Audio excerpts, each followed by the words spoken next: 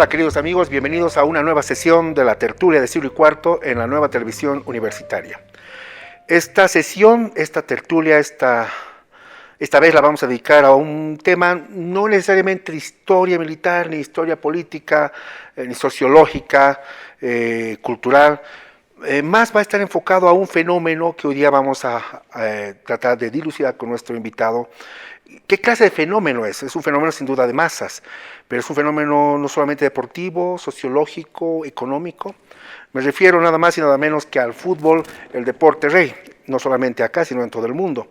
Y recordando y conmemorando uno de los episodios más hermosos, más lindos, inclusive de unidad nacional en Bolivia, como fue la clasificación de Bolivia al Mundial de 1994. ¿Por qué? Este año estamos celebrando los 25 años de esta hazaña memorable. Y quién mejor para hablar del tema que nuestro querido amigo tertuliano y además pues miembro de esta casa televisiva, Sergio Reyes, a quien le doy la más cordial bienvenida. Qué gusto, Sergio, tenerte, qué honor tenerte. A ti que te admiro mucho, sigo mucho tu trabajo como periodista deportivo, realmente eres de los periodistas deportivos que toma en serio, a veces mucha gente piensa que es solamente hacer chacota, ¿no? Sí. Pero no, tú eres un periodista deportivo en serio, profesional del tema, y bueno, es un gusto tenerte acá, pues querido Sergio. No, realmente el placer para mí de poder compartir este espacio de tertulia, de charlar, de conversar, de recordar, y realmente hoy vamos a rendir un homenaje muy especial a una generación sin par que hemos tenido, o sin duda alguna, en el ámbito del fútbol. Y eso es lo que quisiéramos que toda la gente joven, que todas las otras generaciones pudieran compartir a través de esta clase de iniciativas, documentales, encuentros, tertulias, charlar sobre el pasado. Lastimosamente tenemos que vivir hoy mucho del pasado porque la actualidad en el ámbito futbolístico para nosotros realmente hoy es muy contraria, ¿no? Además, Sergio, como hace tiempo dijo un invitado en esta tertulia, las glorias están también en el pasado, sí. Porque Bolivia...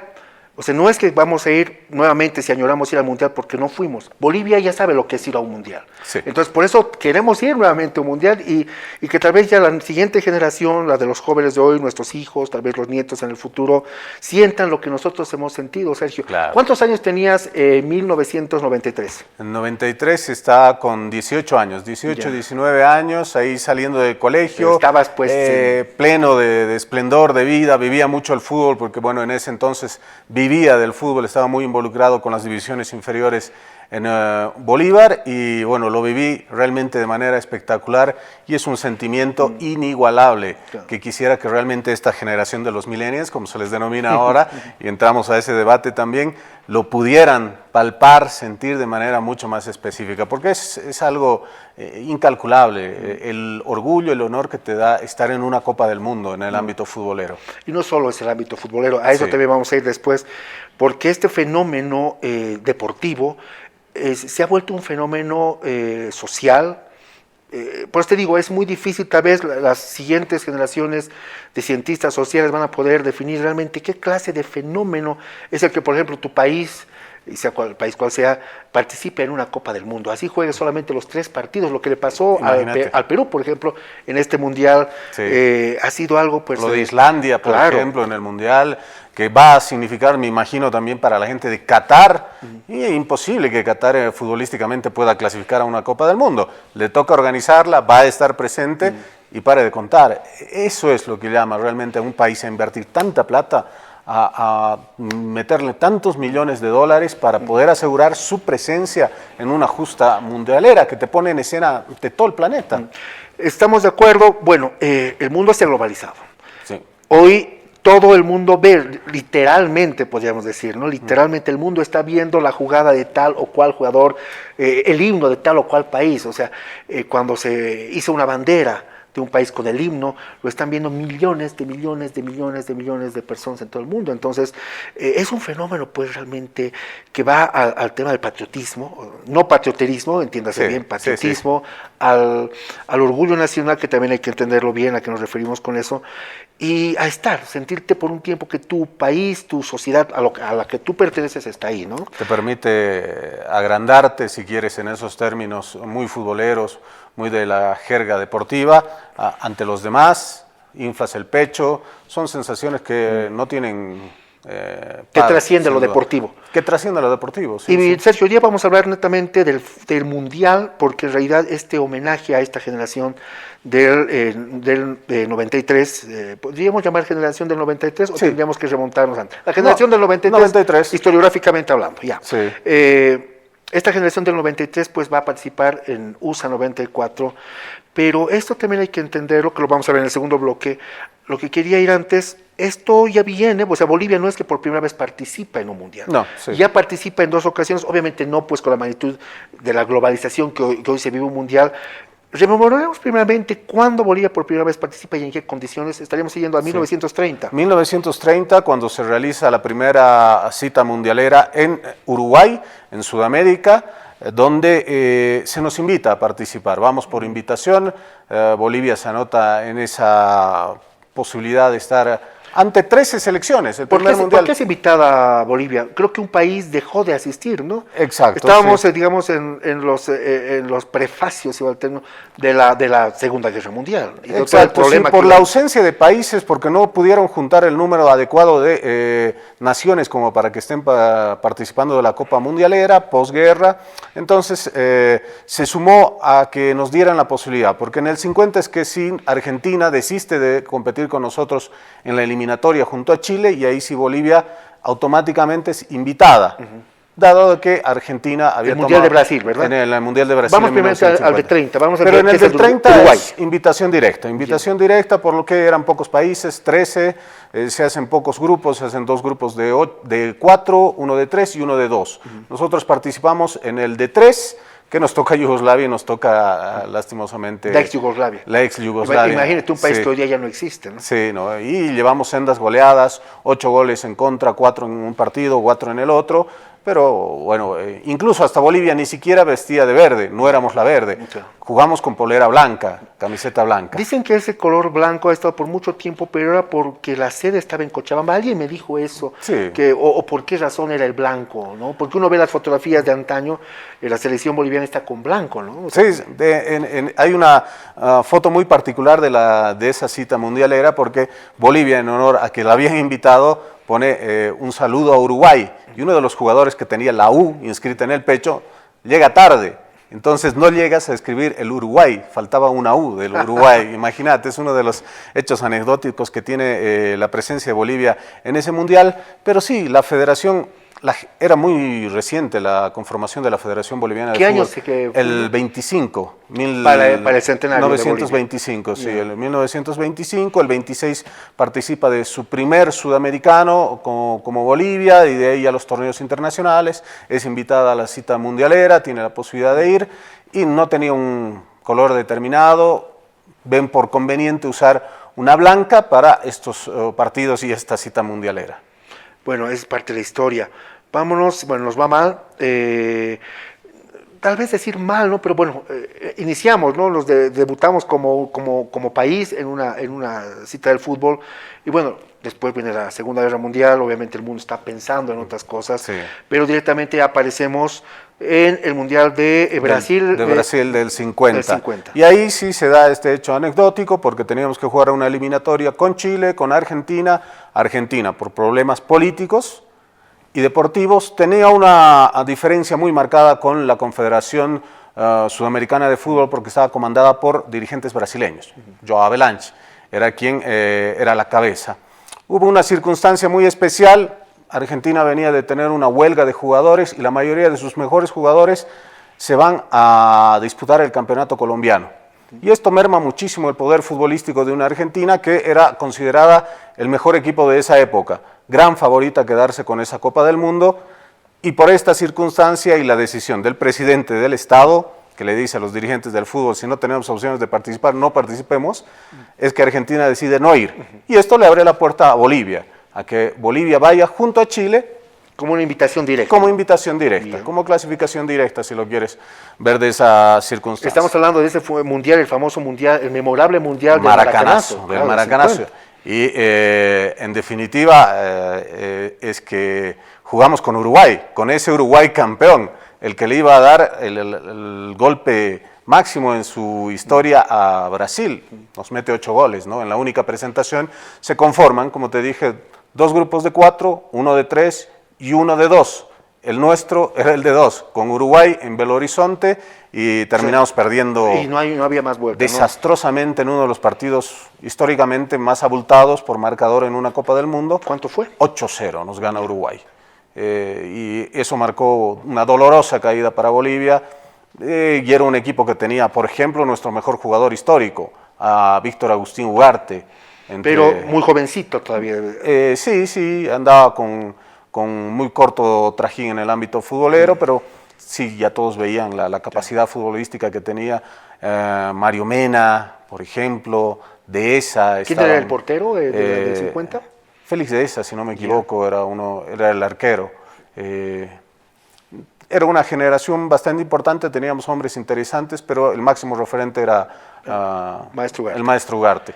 Hay que entender también, Sergio, y eso para que las nuevas generaciones que hoy día ven, digamos, han visto 2, 3 mundiales a lo mucho, entiendan que el contexto de hoy día es muy diferente al de esos primeros mundiales. Claro, sí. Porque eran futbolistas, pero que trabajaban, eran oficinistas, trabajaban, tenían sus negocios, y solamente se reunían para representar de una forma amateur, con algunas excepciones que sí jugaban en clubes, pero la mayoría se fue formando de esa forma. Sí, ¿no? El fútbol profesional en Bolivia se instala en 1950, básicamente el año del Mundial, pero el 49 se conforma una selección boliviana que había tenido una participación en el sudamericano, que había sido notable, que había sido de las más resonantes que hemos tenido en nuestra historia, con base de Litoral, un equipo paceño que tenía mucha tradición, había logrado el tricampeonato del 47, 48, 49, de la mano de un técnico italiano.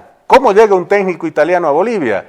Y era porque el presidente del club era un residente italiano que estaba haciendo empresa en nuestro país. Domingo Sogliano, si no me equivoco. La época de que hubo un boom de mucha inmigración italiana, ¿no? Exacto, sí. Como que también, por ejemplo, en la época de los Oruro Royal, finales del 19, hay mucha migración alemana y sobre todo yugoslava, ¿no? Entonces, que también va a ser un referente. ¿Cómo nace el fútbol en Bolivia? Y es fruto a los ingleses que llegan a través de introducir el ferrocarril en 1890 y 70 y, ¿no? Entonces, es cómo nos marca la llegada del viejo continente con gente que viene a nuestro país y llega el fútbol. Te iba contando precisamente, era Mario Preto, el director técnico de esa selección que va al Mundial de 1950, italiano, que conforma la base de nuestro seleccionado con muchos jugadores del Litoral y algunos la base más. El Litoral. Sí, el equipo que él tenía, que conocía, que trabajaba. Vio algunas incorporaciones, obviamente como la gente de Bolívar, y ahí lo tenías a Víctor Agustín Ugarte, el arquero de esa que también era de otro plantel, si no me equivoco de 10 Strongest había un par, Reyes Ortiz era uno de ellos. Entonces, así participó Bolivia en esas circunstancias, un poco que improvisando. Siempre esas dos presentaciones, del 30 y del 50, venían de improvisación, el nacimiento de la Federación Boliviana de Fútbol y después llegar al profesionalismo en Bolivia en 1950 en materia futbolística. Estamos hablando, dices muy bien, de una presentación improvisada, pero también producto de invitaciones improvisadas. Exacto. Por supuesto, tampoco... ¿Cómo llegamos a las citas mundialeras? Es básicamente fruto de las circunstancias, no hay mucho mérito deportivo. Sergio, tú como periodista deportivo, ¿desde dónde ves una influencia, porque hay una influencia, hoy es innegable, una influencia, una impronta del periodismo deportivo en las participaciones de mundiales? ¿Desde qué año has podido ya ver? Obviamente ha ido subiendo esto, hoy es incontenible, ¿no? Pero ¿desde cuándo se ve, digamos, la importancia del relator deportivo, de la prensa deportiva? Comienza a tener connotación, y por la historia que sé del periodismo deportivo que nos liga a hombres importantes como Saúl Abdelnusare, Julio Borelli Vitarito, que fue uno de los primeros, y él es uruguayo de origen, que viene a Bolivia, enmarca el periodismo deportivo como una actividad que se va desarrollando desde la década del 40, y de ahí comienzan a emerger una generación también, yo digo, de las más prodigiosas que hemos tenido en el ámbito periodístico, Cucho Vargas, Lorenzo Carri, se forman también los hermanos Echavarría, Tito de la Viña, como no mencionarlo también, un gran maestro y otros nombres. Son jóvenes periodistas, pero que están ya en los 50 ya haciendo algo. Que con esa llegada de estos personajes que te digo, dos personajes extranjeros que han comenzado un poco el andamiaje del periodismo deportivo en nuestro país, van afianzando las armas. No había dónde estudiar, lo hacen en el día a día, lo hacen de manera empírica, pero vaya que lo hicieron con grandes luces, y eso es lo que más o menos va empujando la historia de nuestro fútbol desde el 50, ya con mejor registro, con registro periodístico a nivel deportivo, desde el 50 para adelante, y ya después surge Toto Arévalo y toda otra generación. En la generación de los 70. En las 70, hablando, sí, ¿no? Ahí ya más adelante. Que coincide con la época de los bolivarianos y toda esa otra... Yo creo que el boom de todo es el 93, ¿no? Cuando ya encuentra una generación también de periodistas deportivos muy consolidada, e incluso la del 63. Están ya, claro, 63. Son ya mayores, pero están todavía... Están... Sí, y bueno, son prácticamente, podríamos decir que son hasta 3 generaciones de periodistas deportivos los que están involucrados en la hazaña del 93. Sí, porque hay muy pocos registros históricos, fidedignos, verdaderos, de lo que fue el 30, parte del 40-50, pero a partir de ahí así uno puede contar con elementos muy importantes y ricos en sustento histórico. Bien, haciendo un balance hasta, vamos a hacerlo hasta el 80, porque la segunda parte vamos a dedicar directamente al 90, sí. que es el motivo de nuestro homenaje, con la culminación de la clasificación al Mundial. Los hitos, yo había colocado, como te comentaba, te mencionaba estos hitos, el 30, el 50, también el hito, bueno, la piedra fundacional cuando nace la Federación Boliviana, se llamó siempre Federación Boliviana de Fútbol. Sí, Federación Boliviana de Fútbol. ¿Y el escudo con el cóndor fue el primer escudo o fue mutando? Básicamente fue la idea de tener el cóndor en el escudo, después ya se le adicionan algunos elementos importantes como los colores, una mejora del diseño, pero sí, básicamente fue el inicio con ese escudo. Ya. Más allá de que la mayoría de nuestros clubes en ese entonces todos eran en inglés.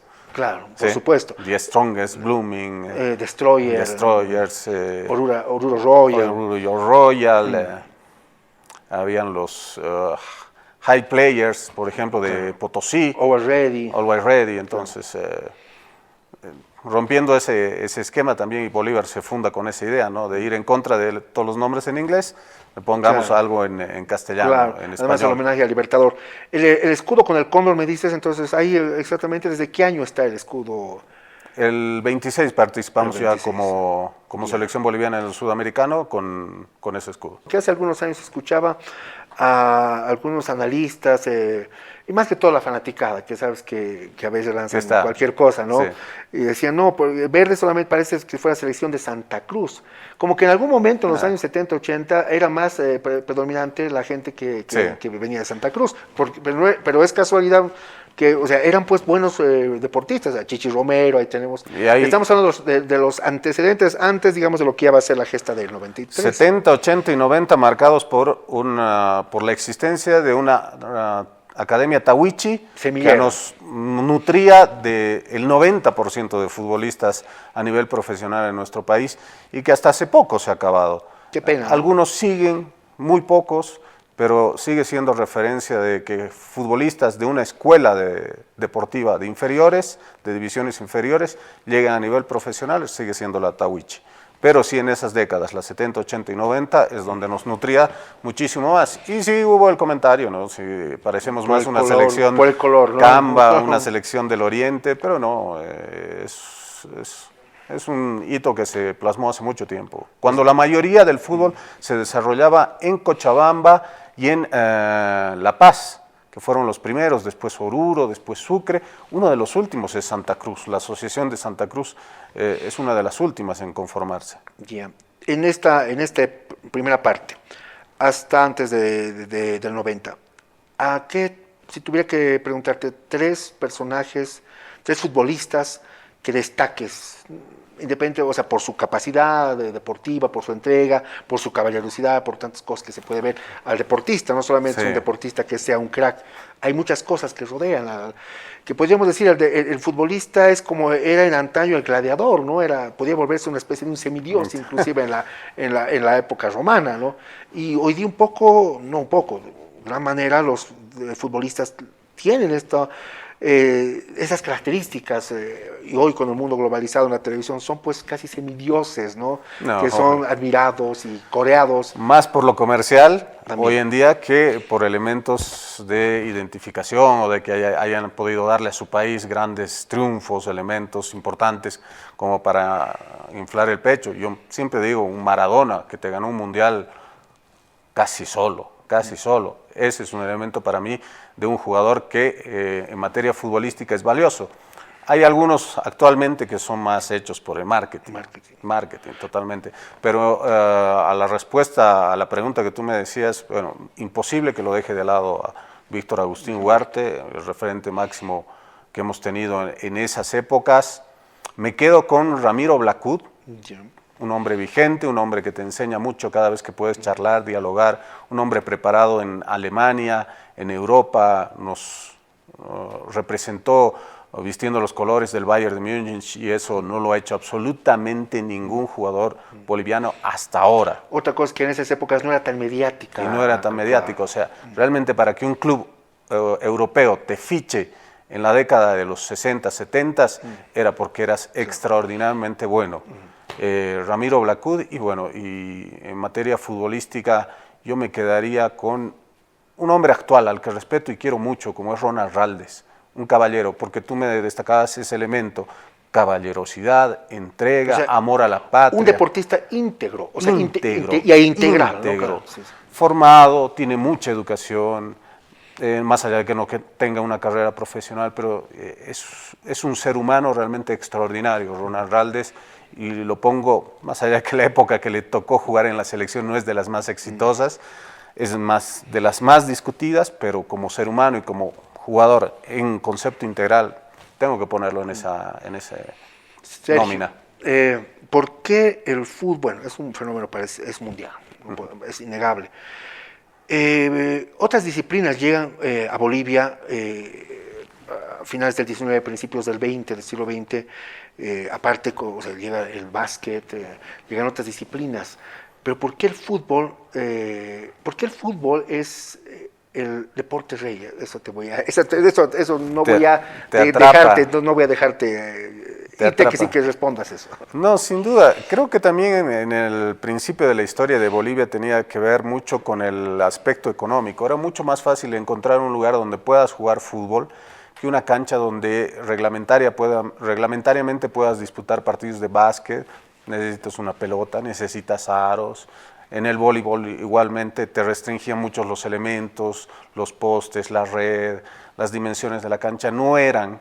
Y además que la introducción del fútbol pegó mucho realmente históricamente en nuestro país desde 1800. Entonces es un arrastre de que por la economía del país no era tan fácil acceder a otras disciplinas.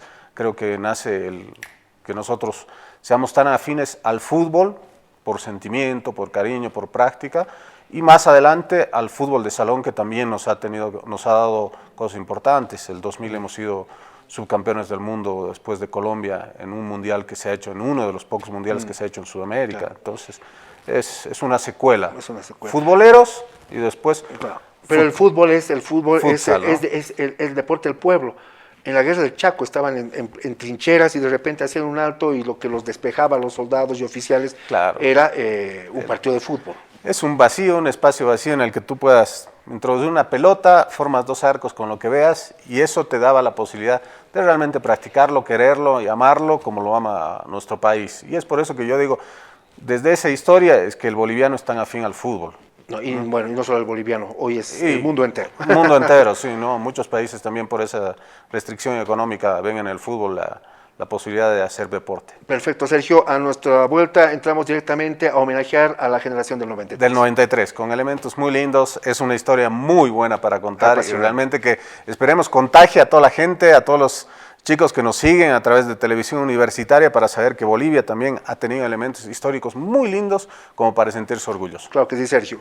Queridos amigos, a la vuelta continuamos en la tertulia en este homenaje que estamos haciendo a la hazaña de 1993. Gracias, queridos amigos. Continuamos en la tertulia de Estilo y Cuarto en la nueva televisión universitaria, en esta sesión dedicándole a un hecho hermoso, muy lindo, de unidad nacional, que fue nada más y nada menos que la clasificación al Mundial del año de 1993. Esa generación, una generación que no apareció de la nada, era un proceso que venía ya de hace algunos años para las eliminatorias del año de 1990, el Mundial que se realizó en Italia. Bolivia estuvo así a un gol de asistir. Y también esta misma generación es la que va a salir subcampeón en la Copa Americana, o sea, la Copa de Sudamérica, que se llevó justamente en Bolivia el año 97. ¿Es así, Sergio? No es, alguien hablaba de que es producto de una huelga, o que o fue un técnico que llegó y a nosotros americanos nos enseñó algunas cosas, nos vendió espejitos. Bueno, te lanzo las cosas que se han hablado. Ascargorta fue un gran motivador, pero no era mago. Eso hay que tenerlo muy claro. En el fútbol no existe magia. No hay magia, no hay magia. Y encontró una generación extraordinaria de futbolistas que ya venían de un antecedente, haber asistido a un mundial y haber sido campeones en un campeonato sudamericano sub-20, básicamente todos ellos. Marco Echeverri, Ervin Sánchez, Luis Cristaldo, varios de ellos. Me estás hablando de gente juveniles relacionada desde la niñez con Tahuichi. Con Tahuichi, sí, gente que formada en la Tahuichi. Y algunos más que participaron en ese campeonato.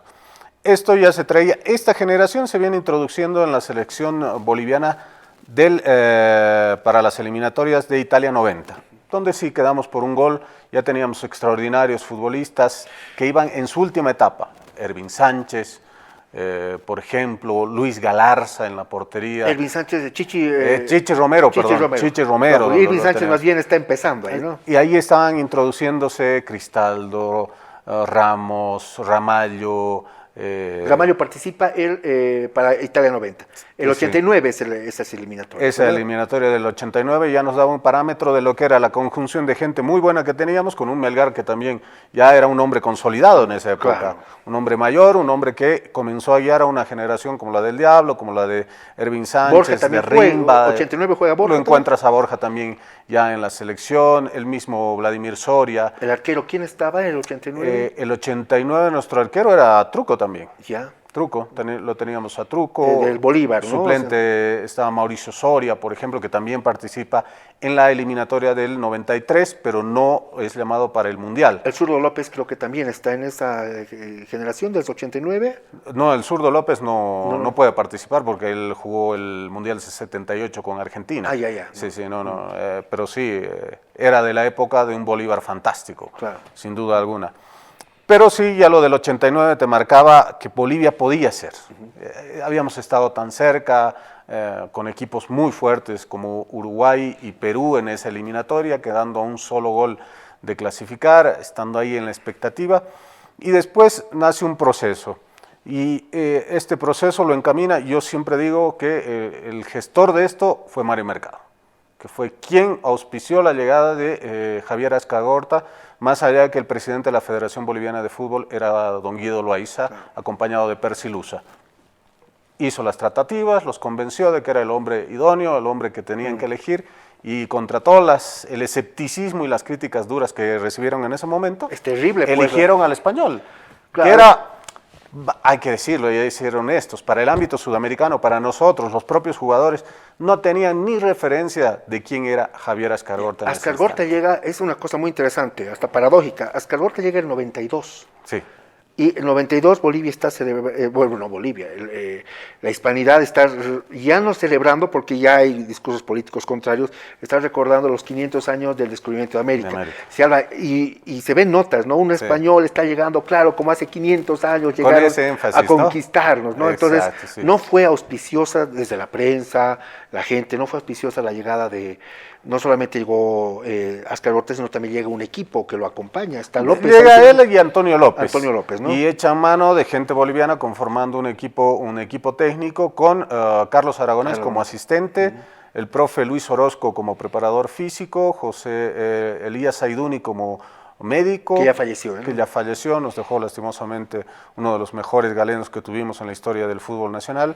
Y otra gente que colaboraba, pero dentro de los más importantes. Y a nivel dirigencial, ya lo decía, es Guido Loaiza y Percy Luz a la cabeza de la Federación Boliviana de Fútbol, pero por detrás está don Mario Mercado, todavía en vida con el presidente de Bolívar, ¿no? Mario Mercado tiene, pues, bueno, Mario Mercado es un caballero del fútbol, ¿no? Sí. Es de esos dirigentes que hoy, ¿qué club no quisiera tener a un Mario Mercado, ¿no? La visión. Un caballero, además un hombre que tiene esa visión porque a veces, no se acerca al árbol, ve todo el bosque y ve lo que otros no ven. Lo que a veces nosotros, nuestras mezquindades humanas, revanchismos tan tontos, no vemos, ¿no? Sí, no, era un empresario exitoso, un hombre que sabía también en el manejo, era político, fue alcalde de la ciudad de La Paz en la década de los 70, fue un hombre además... Un muy buen alcalde además. Muy buen alcalde y que generó cambios, pues le dio terrenos a Díaz Strongest, donde actualmente hoy goza de un complejo extraordinario. Imagínate al rival. Que al rival histórico, claro, al que por ahí no le hubiera dado. Que don Mario tenía un cariño muy grande al Stronger. A Bolívar le dio terrenos que lastimosamente no los ha podido usar hasta ahora. Lo de Tembladerani queda ahí, pero simplemente como la estructura del estadio que años después recién se fortalece como un estadio para la eliminatoria de 78. Es que jugamos la eliminatoria ahí en Tembladerani. Entonces, sí, dirigentes como esos se nos acabó. Y es un proceso que va trayendo a Bolivia con estos futbolistas, con estos jugadores, pero el primer torneo al que asiste Bolivia previo a toda esta situación y a esta red de sucesos que nos llevan a la Copa del Mundo, no lo dirige Escargorta, porque el equipo lo agarran para una copa que había en India, Barrientos. Es Víctor Barrientos el que se hace cargo, lleva un equipo, no el titular, no con todos los futbolistas, de una manera muy improvisada, y el papel no fue tan bueno, porque realmente es que teníamos jugadores excepcionales. En ese grupo, por ejemplo, había que destacar los goles, que fue los únicos 2 que se hizo en esa visita a la India, Tucho Antelo, que después termina renunciando por diferencias con la llegada de Escargorta, de Antonio López, por diferencias ideológicas, no le gustaba cómo lo trataba. Tucho Antelo ya estaba mayor para esa época, ¿no? Ya estaba, digamos... En una entrada de edad, digamos. Chichi Romero ya había colgado los cachos, como se diría. Sí, ¿no? Sí, quisieron revivir la carrera de Chichi Romero. Fue un gran futbolista en su tiempo, ¿no? Chichi Romero nos comentaba que él, 93, ya había dejado el fútbol 1 año y medio, casi 2 años, y el presidente de la Federación Boliviana de Fútbol, Guido Loaiza, le dice: te llevamos. Mario Mercado le dice: te llevamos, ponte en forma y vas al Mundial con los chicos. Pero no, él dijo: no, ya no doy para esto. Es también saber ubicarse en la vida, ¿no? Sí, realmente, sí, había pasado mucho tiempo y después ya comienza una gira de partidos, primero en Centroamérica, con El Salvador, con Honduras, partidos de ida y vuelta, con resultados interesantes, con Estados Unidos en Norteamérica también, partidos amistosos con la Copa Paz del Chaco con Perú, con Paraguay, que terminamos ganando en Cochabamba por la tanda de penales, después otros amistosos con Chile, y de ahí surge esta circunstancia de que el fútbol boliviano entre en paro, por exigencias de futbolistas agremiados, que pedía otras condiciones, una ley para el futbolista, y que no se le otorga la gente, los dirigentes del fútbol. Deciden parar, y ese tiempo es utilizado, mes y algo más, por el director técnico de la selección, Javier Escargorta, y todo su cuerpo técnico, para llevarlos a Sant Cugat en España, donde las pasaron negras, no fue todo lindo, muy complicado, porque no es uno de los mejores centros de alto rendimiento de España, pero... Era lo que había a disposición. Es lo que había. Otra cosa, eso es lo que hoy día tal vez los futbolistas y los jóvenes hoy día no podrían entender. No recibían sueldo. No. O sea, el ser convocado a la selección era, o sea, tu premio era el honor de ser convocado. Recibían, creo, era un equivalente a 20 dólares. Y que dice que no les alcanzaba para nada y preferían los jugadores quedarse en el centro de alto rendimiento. Y a veces en el centro de alto rendimiento no había agua. Tenías que volar del entrenamiento para agarrar uno de los primeros lugares en las duchas. Sí, era pelear por las duchas, ¿no? Sí, no, la pasaron complicado los futbolistas. Pero eso los forjó. Las últimas semanas ya se vieron sin dinero, ya extrañando a la familia, no se podía llamar. completamente alejados de lo que un futbolista está acostumbrado, digamos, a buenas concentraciones, buenos lugares, buenos hoteles. Claro, que es un periodo, además, no en su momento, en ese momento reflejado por la prensa, nadie sabía de esto. Sí. Hoy ya son los relatos y ya lo que cuentan ya toda esta generación, pero en ese momento nadie sabía de esto. Mucha gente, uno sondea y se da cuenta que Ascargorta, digamos, con el primer partido de eliminatorios en Venezuela, por ejemplo, el Puerto Ordaz, ¿no? En Puerto Ordaz. Ahí recién conocen, digamos, al bigotón, ¿no? Ascargorta. Todos ¿no? creen que ahí comienza la eliminatoria y no, definitivamente no. Incluso pasó una Copa América previa porque la jugamos en junio del 93 en Ecuador, donde ya la selección hizo un papel bastante bueno, de regular para bueno, porque le hicieron un solo gol. Perdió con Argentina, una Argentina que venía de ser campeona, una Argentina del Coco Basile que tenía a Batistuta, tenía a... Ruggeri todavía jugaba ahí. Ruggeri también, Franco, que termina siendo víctima de una doble fractura por la intervención de Marco Antonio Sandi. Tenía grandes jugadores Argentina y nos gana 1-0. Goicoechea estaba en esa Sergio Goicoechea también estaba en la portería. Nos terminan ganando ahí con lo justo, con un gol de Batistuta.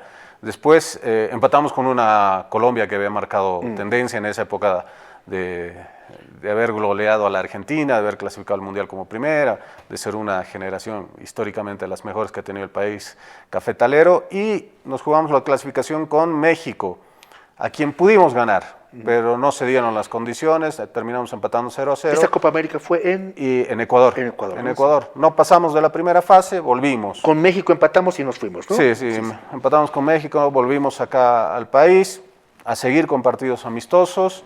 Y hay uno que marca la historia y que dice, y fruto de esto es que llega la famosa carta de amenaza de muerte a Javier Escargorta.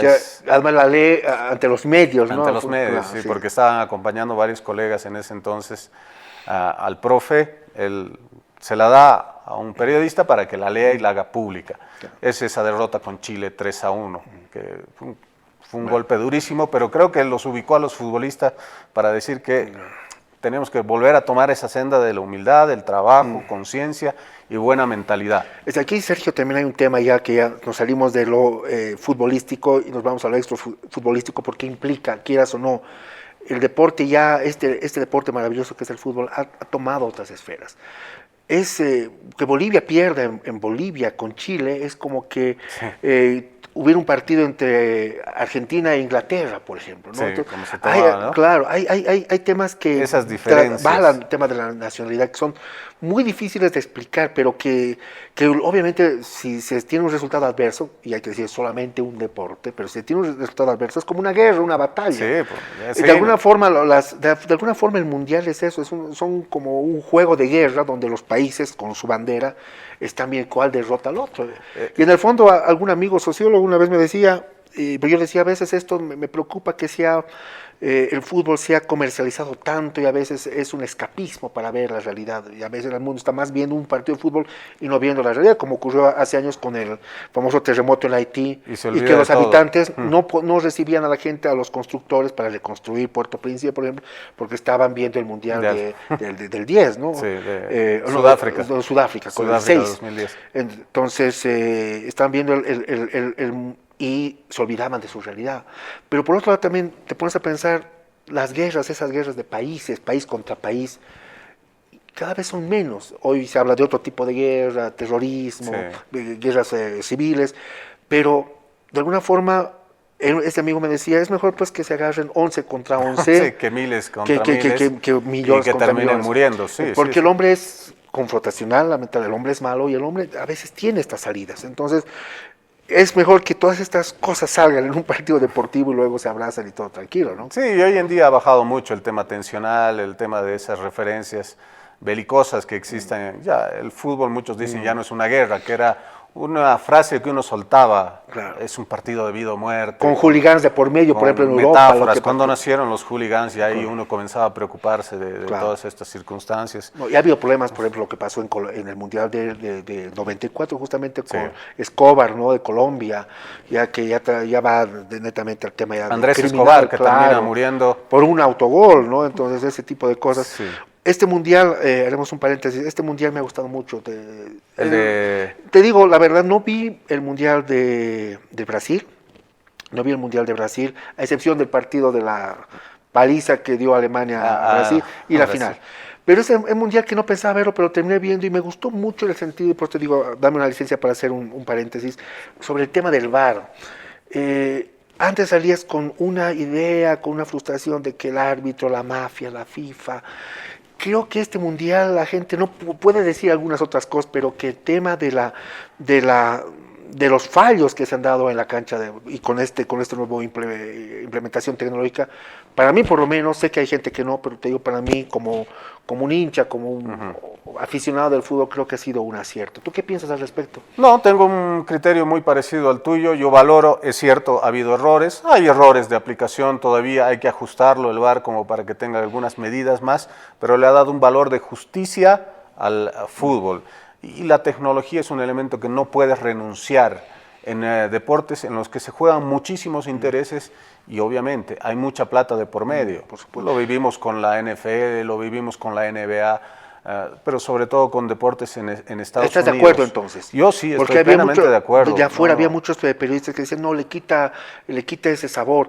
Pero yo te digo, prefiero que le quiten un poco de sabor, pero no estar con ese sinsabor, por ejemplo, cuando se daba el Mundial Corea-Japón del 2002, que prácticamente, o sea, es un escándalo. En cuanto a arbitraje, creo que es el mundial más escandaloso. A Inglaterra, la famosa injusticia arbitral le quitó una Copa del Mundo frente a Alemania, por ejemplo, en Suecia. Entonces, era un elemento al que no teníamos que introducir al fútbol sí o sí. Hoy en día, se resistían muchos, y el chip del futbolista incluso tiene que cambiar porque ya te ven 30 cámaras, tienen que saben si te tiras, no te tiras, si te tocaron, no te tocaron, si golpeas o no golpeas. Claro. Y yo en esto me acuerdo el puñete de Tassotti en el Mundial del Estados Unidos 94 a Luis Enrique, que lo vio todo el mundo y no el árbitro. Claro. Sí. No, y veíamos lo que le salía sangre, emanaba sangre Luis Enrique a su nariz, ¿no? Claro, y termina eliminándose España precisamente por una circunstancia como esa. Entonces, es terrible. Volvamos, Sergio, a este homenaje. Vamos a Puerto Ordaz. Ahí empieza una nueva, una hazaña. Algunos dicen milagro. Vi algún titular que decía milagro. ¿Milagro? Sí, un titular de un periódico hace muchos años, el milagro y no es milagro, pues, no es milagro. Como habíamos dicho. Es una suma de factores. De factores, pero además de una generación muy rica, una gran generación. No, extraordinaria. Era una generación de futbolistas. Tuve la proximidad de verme con la mayoría de ellos en Bolívar. Era increíble la calidad de futbolistas que teníamos por delante nuestro. Uno siendo juvenil, tenías que pasar a por lo menos 4 o 5 jugadores que tenían un nivel extraordinario de selección y te era muy difícil. Hoy en día eso ha cambiado totalmente. 18 de julio del 93 arranca la eliminatoria en Puerto Ordaz. Hace 25 años. Hace 25 años. Y lo hacía con sombras porque comenzamos muy mal, perdiendo 1-0 con un gol de arquero. Muy mal ahí nuestro querido Darío Rojas. Claro. Y ahí la gente empezó a cambiar. Yo vi ese partido y la gente empezó a cambiar. El segundo tiempo ya se fue, ¿no? O sea, no vieron el primer tiempo, hasta que ya después se volvieron a conectar por alguna pregunta. Dijeron, ¿cuánto va? 3-1, 4-1. Y sabía que nos iban a golear. No. Estamos ganando y terminó 7-1. Con la narración de Toto Arévalo, además. También, ¿no? sí. Estaba muy emocionado, ¿no? Es uno de los periodistas que acompañó a la delegación en ese esfuerzo titánico que tuvo Bolivia. Después de ese enfrentamiento, el 25... Haber ganado además de visitante. La bisagra el 25 de agosto de ese año. El antes y el después. Porque, La Paz, Hernando Siles. Porque en el Hernando Siles se vive un partido histórico, con un Brasil que venía con grandes figuras, un Brasil todopoderoso. Que iba a ser campeón en el Mundial del año siguiente. Exacto, en la cita mundialera de Estados Unidos. Y lo terminamos derrotando sobre el final con 2-0. Una jornada que nadie la olvida. Todos los que estuvimos presentes en el estadio, es una imagen que no se te puede ir. El diablo dribleando, dejando hombres en el camino, tirando el centro. Y la mala pata de Tafarel, que termina introduciendo la pelota en su propio arco. Claro. Celebración, festejo, abrazos. Y mientras te estás abrazando y no crees que le estás ganando a Brasil, a un equipo poderosísimo en el mundo, Álvaro Peña mete el segundo Hermoso gol el segundo, ¿no? y con eso asunto terminado. Que antes del gol, claro, que después de que la falla el penal Sánchez, la gente estaba segura que de esto acababa 0-0. A ver, por ejemplo, tengo una anécdota que me la contaba gente muy cercana a Toto Arévalo. Toto Arévalo se va de la cabina. No ve el penal. O sea, ve el penal, lo relata y se va. Sí, claro. Se va. La frustración de todos, porque era increíble. Tu país que estaba tan cerca, tenías... Pero con ese partido cambió todo. Claro. Cambió todo. Y ahí los futbolistas creo que cobraron el mensaje, todo el país también comenzó a generar una expectativa increíble y les puso la presión de que tenemos que ir a la Copa del Mundo porque este equipo podía. Hay un hecho interesante. Se convencen. Sí, exacto. Hay un hecho interesante en la indumentaria. Esa famosa camiseta Umbro con rombo, Sí. van a usarla desde este partido. Los vamos a ver a la selección, no en Puerto Ordaz, pero sí en Hernando Siles. Y va a ser la camiseta que va a seguir hasta el final. Hasta el final, sí, una camiseta histórica. No debutamos con esa, sí, es la que se va a rememorar precisamente en un acto especial que se va a tener Qué lindo. en septiembre por la clasificación dentro de los 25 años, la rememoración de esos 25 años. Después... Bueno, se da el tema, ganamos, viene la novela del famoso mate de coca. El capítulo ese. Que es interesante también porque esto, inclusive, todavía está el presidente Jaime Paz Zamora. Sí. Ahí nace, puede decirse, esta política de la coca no es cocaína, que es interesante también. Por eso te digo, el fútbol te manda a otras cosas. Te mete a todo. Claro. Sí, ¿no? Te mete a todo. Y además una autoridad tan comprometida con el deporte, que ha vivido el deporte muy de cerca como el presidente Paz. Fue futbolista. Jaime también. Paz, que fue arquero.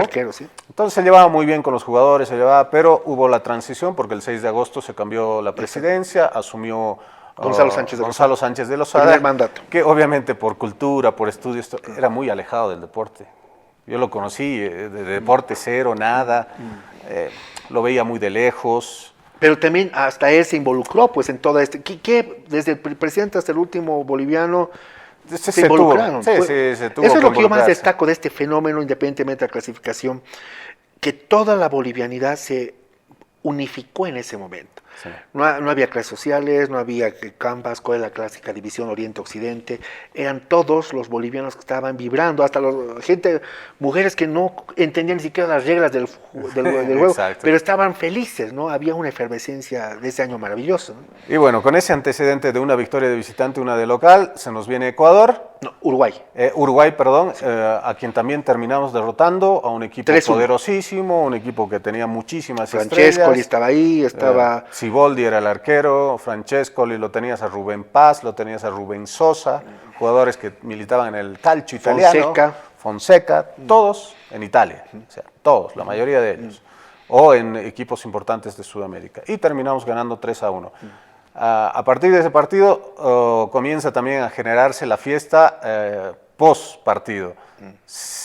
Después de ese partido, en cada encuentro se organizaba una fiesta en la zona del estadio, en los mástiles. Y mucha gente piensa que esto es una tradición de siempre, dice al Prado. No. A partir de eso, y otra cosa que es importante, estamos viendo ahí en este momento imágenes del estadio, son muy pocas personas las que están con camiseta verde, la verde. Lo que hoy es imposible que vayas a ver un partido de la selección sin tu camiseta. Pero en esa época la gente está, a veces las fotos son una dos vincha, o tres. una gorra. Sí, no había esa cultura de la camiseta que va a tener, digamos, ya en la Copa América el 97, ¿no? Pero en el 94, 93 no existe. Sí, no existía. Se le implementa para la eliminatoria de Francia 98, donde ya la federación, por tu abono, te daba una camiseta verde. Y bueno, y los comercios Umbro, también. Que, claro. Una verde, la Umbro, que todavía seguíamos vistiendo. ¿Qué le hubiera sido que continúe la de la famosa? Hubiera sido. Bueno, vamos, termina eso. Después de Uruguay, Ecuador, estaba sentando Ecuador. Se nos viene Ecuador. Un Ecuador durísimo, un Ecuador que en los papeles era un equipo no más accesible, pero terminó metiéndonos a nuestro arco. La pasamos muy mal, ganamos 1-0 con gol de Ramallo. Pero que la gente ya se imaginaba que íbamos a rememorar partidos. También el exitismo, el boliviano es bien complicado. Claro. Así como en algunos momentos es demasiado pesimista, en algunos momentos también es demasiado... exitista con muy poco. Nos falta equilibrio. Sí. Y ahí ya también la gente comenzó a decir mundial, y además Bolivia nunca había tenido una racha de 5 partidos invicto. Claro. Arrancar, y en ese entonces, hay que decirlo, cada partido era 2 puntos. Claro. Por eso teníamos las 10 unidades hasta ese cotejo. Luego venía ya para los de vuelta y Venezuela nos visitaba acá. Venezuela, que la goleada histórica de eliminatorias. Que no fue tan fácil el primer tiempo. 1-0. Claro. 1-0, el segundo tiempo se consolida con el 7-0, goles magistrales, la gran figura el Diablo Echeverri, y ahí sí todos, además, ¿no? Se llenan las 5 casillas, las 5 victorias y los 10 puntos. Nos faltaba un hito para decir que estábamos en la Copa del Mundo. Ahí viene el famoso que muchos periodistas deportivos, incluso exmandatarios decían, el cuidado, no es falta el centavo para el peso, ¿no? Todos teníamos en la memoria lo que había pasado en el 89 con ese golcito, claro. ese golcito que nos hubiera puesto en esa cita. Pero aquí, bueno, la fuimos a sufrir a Brasil, donde nos propinaron una reverenda goleada de 6-0. Esa fue un mal planteamiento, creo, fue muy iluso el plantear de esa forma. Sí, que, ojo, va a marcar también la historia de ese Brasil, que va a durar por lo menos 15 años. Sí. Brasil unido, salen con las manos. Y además un Brasil que va a ser pues invicto mucho tiempo después, ¿no? Es el primer partido en que la selección brasileña comienza con esta y nos llevan a Recife, nada más y nada menos. A freírnos en Recife. 42 ¿no? grados. 42 grados, muchísima humedad, los jugadores la pasaron muy mal y creo que es el segundo golpe de humildad que recibe el equipo. Que es necesario también. Pero también que le da la posibilidad al equipo de llegar a su país y por primera vez ser recibidos con vítores, con alegría, con banda, con gente que los esperó horas en el Estadio Internacional de El Alto para decirles que no pasa nada, estamos con ustedes. En las buenas y en las malas. Vamos, que podemos porque tenemos todavía 2 partidos más. Es un fenómeno sociológico muy interesante, psicológico muy interesante. Somos muy levantistas los bolivianos, pero también cuando somos nobles no hay quien nos gane, ¿no? Sí. Bueno, se viene después el escándalo arbitral del Uruguay. Un robo tremendo. En Montevideo. Nos comienza ganando 1-0, empatamos con gol de Cristaldo y nos ganan sobre el final con gol de Fonseca, si no me equivoco. Sí, además hace un baile, una lambada que la lambada. Es una barbaridad, es que es una... Hay muchas cosas que el boliviano ha experimentado, o sea, la injusticia, el arbitraje, que eso no se atribuye a un gol. Bueno, no vamos a hablar de los arbitrajes, pero si fue y ahí empezamos a dudar. Sí. ¿Será que no quiere la FIFA que vaya? Comenzaron a aparecer los fantasmas de que sí nos dejarán ir al Mundial, esto viene desde arriba, desde la FIFA. ¿Qué podremos hacer? Porque teníamos visita a Ecuador, donde nunca habíamos podido cosechar puntos hasta ese momento. Y necesitábamos una sola unidad. Y teníamos el cucu de que no había sido tan fácil en nuestro reducto ganarles. Pero, bueno, fruto también de la circunstancia. Ecuador estaba eliminada ya. Ecuador no jugaba absolutamente nada y fue sancionado por un tema extrafutbolístico y la gente básicamente no fue al partido.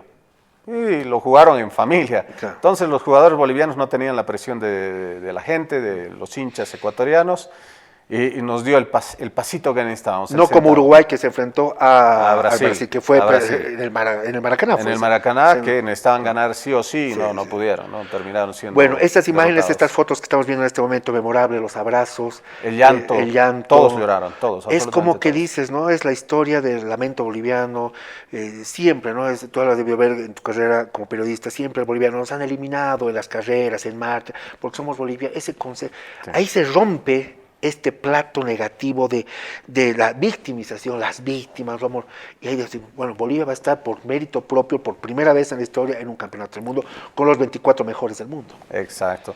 Y aquí quiero traer a colación un fragmento de una canción que era muy característica de la época, de Octavia, que en ese entonces se llamaba Octavia, algo... Coda 3. Y después... Octavia. Coda 3 y después Octavia, es Octavia. Exacto, sí. Que decía, aquí algo anda mal. Mucho entusiasmo, mucha alegría, ¿cuándo un mundial? Y realmente eso llevaba a la gente a empujar, se crearon un montón de canciones. Después, en esa época. Durante la eliminatoria fiebre, ¿no? Comenzaron a salir un montón de canciones. Imagínate, para que veas, había un álbum, eso mi hermano me comentaba, me hizo recuerdo, había un álbum que sacó una persona, no había ni siquiera una casa editorial de figuritas, y la gente compraba y eran las mismas fotitos sacadas en el estadio, pero no es la industria que hoy día se ve, ¿no? Entonces también muestra que a veces el corazón, solamente el entusiasmo y el querer, pero obviamente también Sin eso, sin preparación y sin la playa de jugadores excelentes que hemos tenido, no se hubiera logrado. Es una suma de todo, como dijiste al principio. El empuje de todo un país llevó a esta generación a consolidar ese gran paso futbolístico de clasificar a la Copa del Mundo del 94, ¿no? Nuestro homenaje a esta generación. Sergio, para terminar, ¿qué enseñanzas sacamos de esta bella historia? ¿Cómo lo quisiéramos que se vuelva a repetir? Sí, no, y la vemos. ¿Qué nos dejas? ¿Cuáles son tus conclusiones como enseñanza de este evento maravilloso? Sí, que en lo psicológico el boliviano tiene que comenzar a creer muchísimo más en sí mismo. Tenemos con qué, tenemos por qué. Nuestra historia habla de grandes cosas, habla también de elementos que nos tienen que hacer sentir orgullosos y que tenemos que trabajar en todo sentido, el doble que los demás, el triple que los demás. Hoy estamos muy rezagados y que la preparación de aquellos que comandan la estructura del fútbol hoy en día tiene que cambiar. El mundial es como el concurso de los alumnos, ¿no? De los estudiantes. Es imposible, es como el mal alumno, que no digo que sea mal alumno, sino que el flojo no ha ido, no ha presentado sus trabajos, nada. Y quiere estar en el cuadro de honor, porque ir al mundial es el cuadro de honor, no perder el año, están los mejores. Y que quiere estar en el cuadro de honor, logras eso con trabajo, con disciplina, que es importante. Ha habido accidentes, pero realmente para nosotros muy difícilmente va a pasar. O sea, ya en la actualidad esos accidentes muy pocas veces se dan, y si se dan con otras selecciones, con la nuestra no. Así que tenemos que trabajar, tenemos que creer que tenemos posibilidades y cualidades como para estar en una próxima cita mundialera. Y es por eso que siempre digo que los jóvenes tienen que contagiarse de ese optimismo, ¿sí? Sergio, qué placer tenerte en esta tertulia, en este homenaje a estos 25 años gloriosos de este hito del fútbol boliviano. Me encanta recordar, me encanta hablar de fútbol, entonces para mí es un espacio ideal. Qué maravilla. No va a ser la única vez, Sergio. Ojalá. Gracias, queridos amigos. Hemos recordado esta hazaña, este hito histórico del fútbol boliviano, y no solo del fútbol boliviano, sino del país, de la historia boliviana, porque sin duda alguna la clasificación al mundial ha unificado al país, nos ha dado momentos de alegría, y no se trata de hablar de escapismo, de olvidar los otros problemas, sino que nos ha forjado más. Parte del deporte, como el arte, como el pensamiento, también es la consolidación de una nación boliviana, y siempre lo decimos en la tertulia. Ese día, en esa clasificación, los bolivianos, que somos bolivianos y que amamos el país, ese día nos hicimos aún más bolivianos. Muchas gracias.